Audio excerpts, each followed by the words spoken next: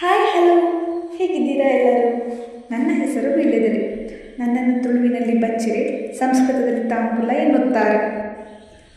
ನಾನು ನೋಡಲು ಹೃದಯದ ಆಕಾರದಲ್ಲಿದ್ದು ಹೊಳೆಯುವ ಹಸಿರು ಬಣ್ಣವನ್ನು ಹೊಂದಿದ್ದೇನೆ. ನಾನು ಇತರ ಮರಗಳನ್ನು ಆಶ್ರಯಿಸಿ ಬೆಳೆಯುವ ಬಳ್ಳಿಯಾಗಿದ್ದೇನೆ.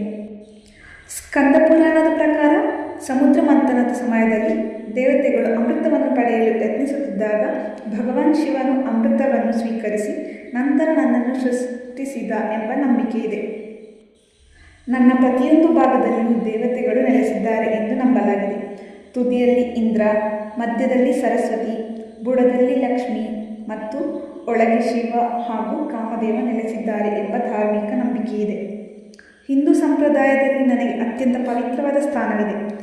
ಯಾವುದೇ ಪೂಜೆ, ಹಬ್ಬ, ಮದುವೆ ಅಥವಾ ಶುಭ ಕಾರ್ಯಗಳಲ್ಲಿ ನನ್ನನ್ನು ದೇವರಿಗೆ ಅರ್ಪಿಸುವುದು ಕಡ್ಡಾಯವಾಗಿದೆ.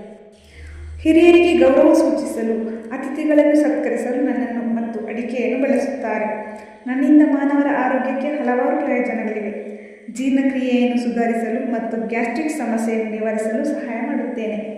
ಆಯುರ್ವೇದದ ಪ್ರಕಾರ ನಾನು ಕೆಮ್ಮು, ಕಫ, ಉರಿಯೂತವನ್ನು ಕಡಿಮೆ ಮಾಡುವ ಔಷಧೀಯ ಗುಣಗಳನ್ನು ಹೊಂದಿದ್ದೇನೆ. ನನ್ನಿಂದ ಏನೆಲ್ಲ ಮನೆಮದ್ದುಗಳನ್ನು ತಯಾರಿಸಬಹುದು ಎಂಬುದನ್ನು ಡಿಸ್ಕ್ರಿಪ್ಷನ್ನಲ್ಲಿ ಹಾಕಿರುತ್ತೇನೆ ನೋಡಿ. ಧನ್ಯವಾದಗಳು.